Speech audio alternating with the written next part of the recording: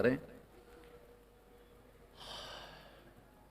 سرکار کی بارگاہ میں ایک نوجوان حاضر ہوتا ہے، عرض کرتا ہے یا رسول اللہ صلی اللہ علیہ وسلم، میرے ماں باپ میرا مال جب چاہتے ہیں لے لیتے ہیں اور مجھ سے پوچھتے بھی نہیں ہیں، اور میرا مال اٹھا لیتے ہیں، اپنے صرف میں لے آتے ہیں۔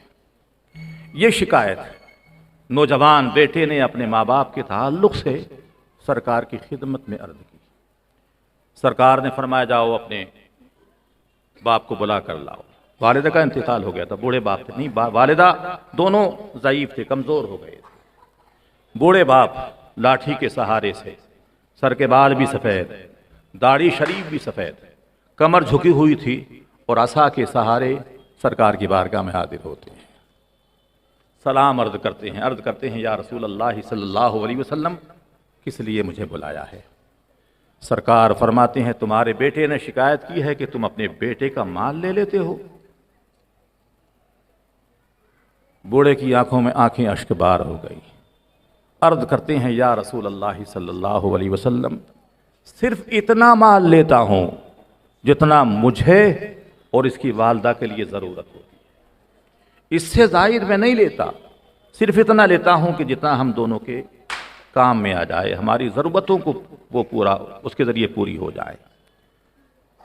اسی وقت حضرت جبریل ابی علیہ السلام حاضر ہوئے، سرکار کی بارگاہ میں عرض کیا یا رسول اللہ صلی اللہ علیہ وسلم، اس بوڑھے شخص کے دل نے اپنے نوجوان بیٹے سے شکوہ کرتے ہوئے کچھ اشعار کہے ہیں جو ابھی اس کی زبان پر بھی نہیں آئے ہیں، اس کی زبان پر بھی جاری نہیں ہوئے ہیں، صرف اس کے دل نے کہے ہیں۔ آپ حکم دیں کہ یہ بوڑھا شخص ان اشعار کو آپ کی خدمت میں عرض کرے۔ تو اس بوڑھے کے دل نے کہے ہیں۔ جیسے ہی سرکار نے فرمایا تمہارے دل نے کچھ اشعار کہے ہیں، اپنے بیٹے سے بطور شکوہ وہ اشعار ہمیں سناؤ۔ اب کیونکہ سرکار نے دل کی بات کو بیان کر دیا تھا تو وہ بوڑھے صحابی جھومنے لگے، عرض کرتے ہیں یا رسول اللہ صلی اللہ علیہ وسلم، ان غیب کی خبروں کے ذریعے سے ہمارا ایمان اور مضبوط ہوگا۔ پھر وہ اشعار سناتے ہیں، غالباً 8 یا 9 اشعار ہیں وہ، لیکن بہت مختصر میں اس کا خلاصہ بیان کر دیتا ہوں۔ خلاصہ کیا ہے ان اشعار کا؟ بوڑھے باپ نے بطور شکوہ شکایت اپنے بیٹے کو مخاطب کرتے ہوئے کہا تھا، اے بیٹے، جب تم ہماری آغوش میں نہیں آئے تھے تمہاری کلکاریوں سے ہمارا صحن سونا تھا، ہماری تمنائیں، ہماری امیدیں، ہماری دعائیں رب کی بارگاہ میں برابر جاری تھی۔ اے اللہ اپنا فضل عطا فرما دے، ہمیں صاحب اولاد بنا دے۔ اللہ نے ہماری دعاؤں کو قبول کیا، فضل فرمایا رب کریم نے ہم پر، اور اے بیٹا تجھے ہمیں عطا کیا۔ جیسے ہی تو ہمیں ملا ہمارے چہرے روشن ہو گئے، ہمارے دل مسرت سے جھوم اٹھے، تمہاری کلکاریوں سے ہمارا سونا آنگن مہکنے لگا اور خوبصورت ہو گیا۔ چنانچہ اے بیٹے ہم نے اپنی شفقتوں کے ساتھ، محبتوں کے ساتھ تجھے پروان چڑھایا۔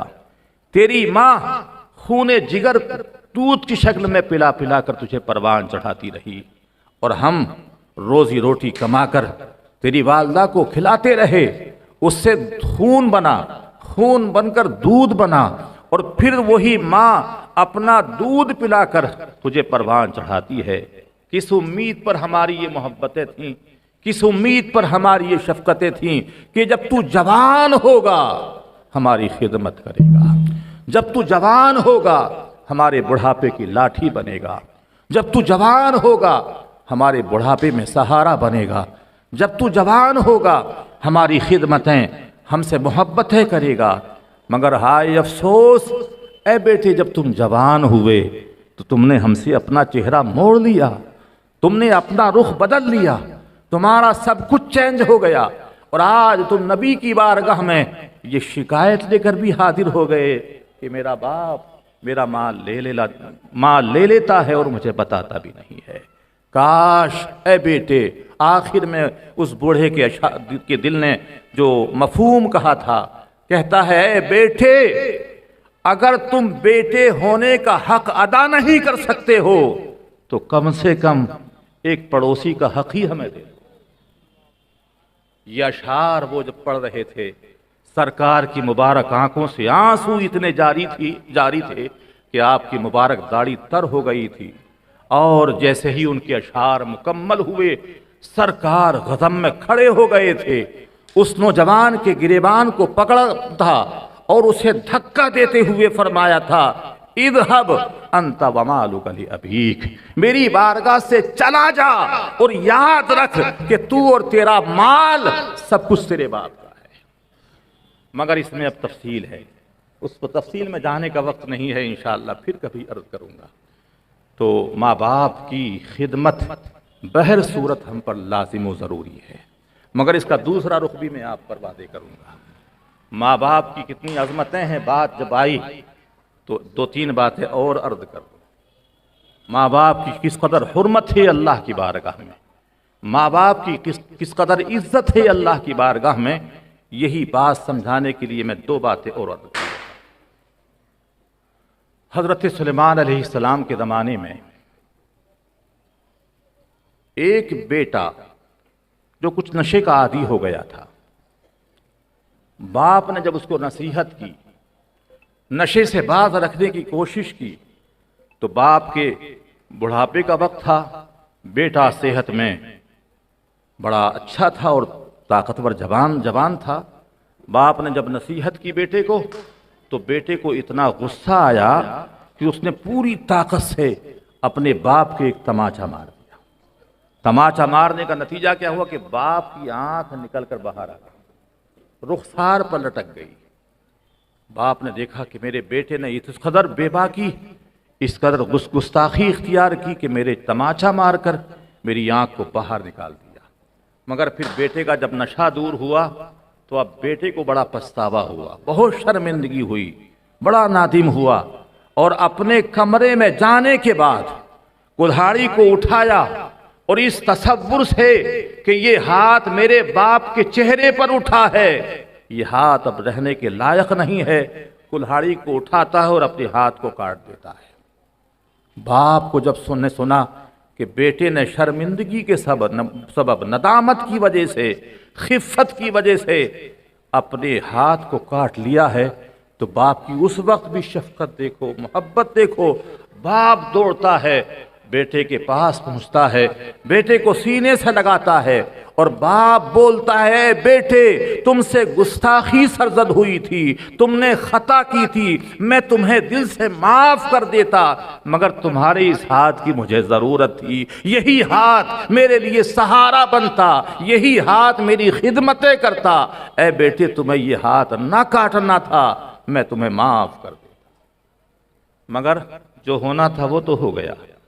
باپ نے اپنی نکلی ہوئی آنکھ کو ایک ہاتھ پہ رکھا اور بیٹے کے کٹے ہوئے ہاتھ کو دوسرے ہاتھ میں لیا اور اپنے بیٹے کو لے کر حضرت سلیمان علیہ السلام کی خدمت میں، اپنے نبی کی خدمت میں حاضر ہوئے اور پورا واقعہ عرض کیا۔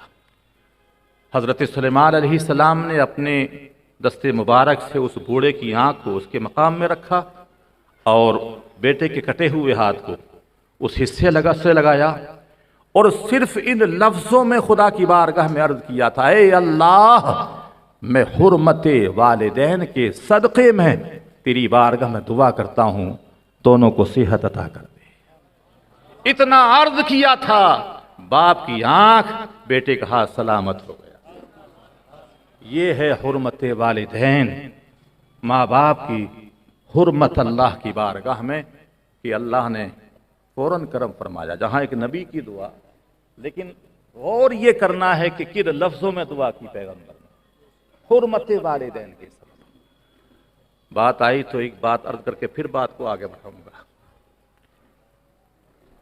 آج ہم معمولی بٹواروں پر، جائیداد کی تقسیم کے اعتبار سے بھی بھائی بھائی آپس میں لڑ جاتے ہیں، ماں باپ کے خلاف زبان تان دراز کرتے ہیں کہ وہی کہتا ہے میرا حق مار لیا، مجھ پر زیادتی کر ڈالی ہے، مگر ایک عجیب فیصلہ میں سناتا ہوں آپ کو۔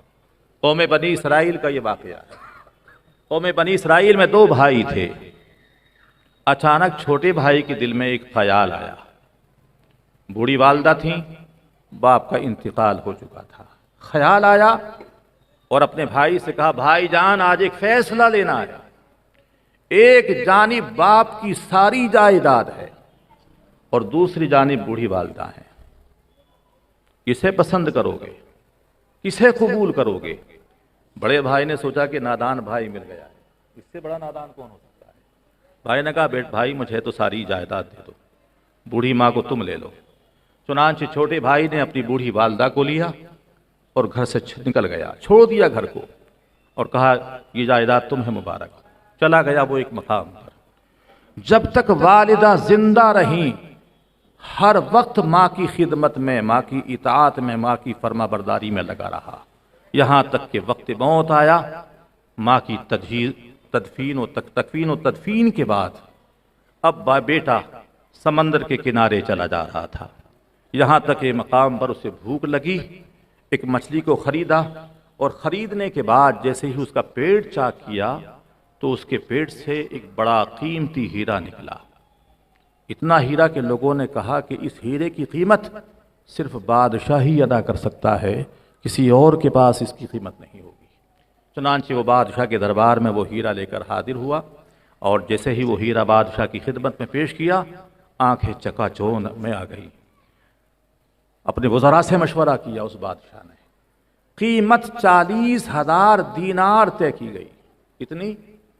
40,000 دینار۔ دینار سونے کا سکہ ہوتا ہے، پہلے چلا کرتا تھا۔ تو 40,000 دینار میں بادشاہ نے اس ہیرے کو خریدا تھا، اور وہ 40,000 دینار جب وہ نوجوان اپنے دامن میں بھرنے کے بعد بادشاہ وقت کے دربار سے رخصت ہوا تھا تو ایک آواز غیبی آئی تھی جو تمام حاضرین نے سنی تھی۔ آواز غیبی یہ تھی، اے بندہ خدا، لے اپنی والدہ کی خدمت کا صلہ لے۔ اپنی والدہ کی خدمت کا صلہ لے۔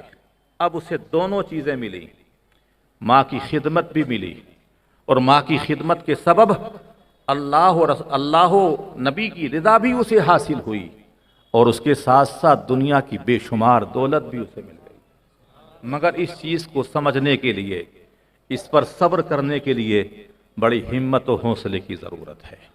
تو میں یہ عرض کر رہا تھا، تفصیل میں اب نہیں جاتا، میں یہ عرض کر رہا تھا کہ ماں باپ کی خدمت، ماں باپ کی فرما برداری اگرچہ ہم پر لازم و ضروری ہے، اور یقیناً اولاد کو کسی بھی حال میں ماں باپ کے خلاف زبان کھولنے کی، ماں باپ کی نافرمانی کی، ماں باپ کے سامنے سینہ تان کر کھڑے ہونے کی، یا ان کے خلاف زبان و ہاتھ کا استعمال کرنے کی ہرگز اجازت نہیں ہے، مگر ایک منزل ہے کہ ماں باپ کی سے محبت نہیں کی جائے گی، ماں باپ کی خدمت نہیں کی جائے گی، ماں باپ کی اطاعت نہیں کی جائے گی۔ وہ منزل کیا ہے، ابھی تھوڑی تفصیل کے بعد عرض کرتا ہوں۔ ایک بات اور بھی کہہ دیتا ہوں، اللہ کے رسول فرماتے ہیں ملعون من عق والدیہ، ملعون من عق والدیہ، ملعون من عق والدیہ۔ سرکار فرماتے کہ وہ اولاد ملعون ہے، یعنی اس پر اللہ و رسول کی لعنت ہے۔ کون سی اولاد؟ جو اپنے ماں باپ کی نافرمانی کرے۔